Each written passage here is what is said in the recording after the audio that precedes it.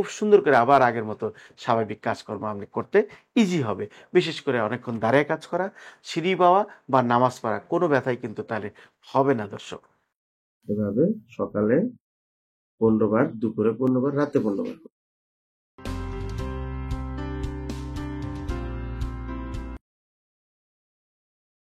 আসসালামু আলাইকুম দর্শক, আশা করি সবাই ভালো আছেন। কথা বলবো আজকে যে ফ্র্যাকচার পরবর্তী বা আঘাত পরবর্তী যে ব্যথাগুলা থাকে সেই ব্যথা নিয়ে আপনাদের করণীয় এবং কিভাবে আমরা সহজ সমাধান পেতে পারি। ধরে নেন ব্যথা পেয়েছেন 2 বছর আগে অথবা 1 বছর আগে হাড় ভেঙে গেছিল, কিন্তু অপারেশন হয়েছেন, জোড়াও লাগছে, কিন্তু দুঃখের ব্যাপার ব্যথা যায়নি আসলে। কেন ব্যথা যাচ্ছে না দর্শক? কি রহস্য রয়ে গেল? চিকিৎসা তো পুরোপুরি নিয়েছে। এটা নিয়ে একটু ছোট্ট করে যদি কথা বলি আপনাদের সাথে, যে কোনো ভাঙ্গা বা ইনজুরি বা আঘাতপ্রাপ্ত হওয়া, সেখানে কিন্তু সবকিছু একটু এলোমেলো হয়ে গেল। যদি হাড় ভাঙে, নিশ্চয়ই সেখানে মাংসপেশি, রগ, নার্ভ ইনজুরি হয়, সেটা কম আর বেশি। এখন যখন আমরা টার্গেট করি হাড়টাকে, শুধু বোনটাকে, কি করি আমরা? সেখানে অপারেশন করি, সেখানে তার লাগিয়ে দেয়, স্ক্রু লাগিয়ে দেয়, যারা সার্জন তারাই কাজ করেন। এটা তার প্রসিডিওর মধ্যেই পড়ে, চিকিৎসার প্রসিডিওরের মধ্যে পড়ে। Fine, that's it. উদ্দেশ্য হলো হাতটাকে অ্যালাইনমেন্টে এনে নির্দিষ্ট সময় পরে আবার স্ক্রুটা খুলে ফেলা। এবং অনেকে বছরের পর বছরও থাকে, অনেকে খুলেও ফেলে। সমস্যা না হলে খোলার দরকার হয় না। তবে অনেক ক্ষেত্রে কিছু কিছু জয়েন্ট আছে, বিশেষ করে অ্যাঙ্কেল জয়েন্ট, যেমন এই জয়েন্টগুলো দেখেন, যেখানে জয়েন্টটা ছোট থাকে, সেই জয়েন্টটা ইউজ করার ক্ষেত্রে অনেক সময় পায়ে চাপ পড়ে। বিশেষ করে যারা নামাজ পড়েন, এই অবস্থায় নামাজ পড়েন, তখন দেখেন পাটা কিভাবে একটু হলেও পিছন দিকে মোচড় দিতে হচ্ছে বা চাপ দিতে হচ্ছে। দেখেন নামাজের অবস্থা দেখেন। এই জয়েন্টটায় যদি কোনো সময় আপনাদের ইনজুরি হয়, অ্যাঙ্কেল স্প্রেন হয় বা বোন ফ্র্যাকচার হয়, তো সেটা যদি আমরা ব্যথার কমপ্লেন রোগীদের কাছ থেকে পাই, তখন হিস্ট্রি নিয়ে দেখি অনেকে বলে আঘাতপ্রাপ্ত হয়েছিল, অনেকে বলে অপারেশন পরবর্তী রয়ে গেছে।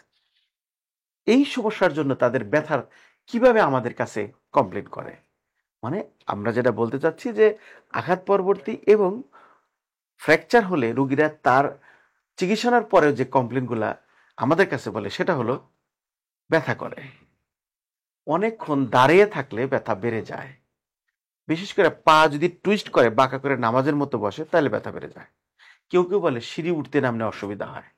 কেউ বলে যেদিন আমি বাইরে থাকি, বাজারে থাকি বা অফিসে কাজ করি অনেকক্ষণ দাঁড়িয়ে, তখন পাটা ফুলে যায় বা ব্যথা হয়। তাহলে এই যে ফুলে যাওয়া, ব্যথা, সিঁড়ি বাওয়া, টুইস্টে নামাজ পড়া, ব্যথা করা, এর মানে কি? মানে হলো আপনার ওই জয়েন্টটার ফিটনেস 100% নাই। কারণ যেখানে কাটা হয়েছে, যেখানে অপারেশন হয়েছে, যেখানে ইনজুরি হয়েছে, নিশ্চয়ই সেটা আগের মতো 100% ফিটনেস আপনি আশা করতে পারেন না। এখানেই যত কাজ। এখানে কি কাজ? অপারেশন যতটা জরুরি, ঠিক ততটাই জরুরি হচ্ছে ওই জয়েন্টের ফিটনেস বাড়ানো। এখানে আপনি একজন ফিজিওথেরাপিস্ট, যদি স্পেশালিস্ট যারা আছে তারা অ্যাসেসমেন্ট করে কোন জয়েন্টে কতটুক স্পেস বা কতটুক পজিশনাল ফল্ট আছে সেটা বের করা, মাসেলের শক্তি কতটুকু আছে সেটা বের করা, কোনো টিগার বা অ্যাডিশন বা জমে গেছে কিনা সেটা বের করা, then go for exercising therapy. That can help you to come round again.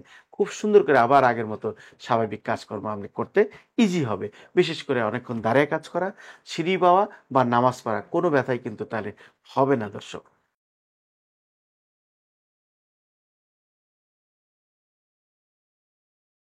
ব্যথাযুক্ত পায়ের বড় আঙ্গুলটিকে হাত দিয়ে টেনে ধরুন এবং অপর হাতের থাম দিয়ে একটু বাঁকা করে চাপ দিয়ে রাখুন বড় আঙ্গুলের নিচের অংশ, এবং আস্তে আস্তে বড় আঙ্গুলটা মুভ করতে থাকুন। একটু জোরে জোরে চাপ দিলে ভালো হয়। এভাবে সকালে 15 বার, দুপুরে 15 বার, রাতে 15 বার করুন। সিঁড়িতে দাঁড়াবেন, সিঁড়ির দ্বার প্রান্তে অর্ধেক পায়ে, তারপর শরীরের ভরটুকু পায়ের গোড়ালির দিকে ছেড়ে দিবেন। মনে রাখবেন অবশ্যই উপযুক্ত সাপোর্ট রাখবেন এবং এই পর্যায়ে ধরে রাখবেন 10 সেকেন্ড। দিনে দিনে 3 বার, প্রতিবারে 15 বার করে। ওকে দর্শক, আজকে এই পর্যন্তই। আশা করি প্রোগ্রাম ভালো লাগবে এবং লেগেছেও। যদি ভালো লাগে শেয়ার করবেন, সাবস্ক্রাইব করবেন। শুভকামনা, দেখা হবে অন্য কোনো প্রোগ্রামে। আসসালামু আলাইকুম।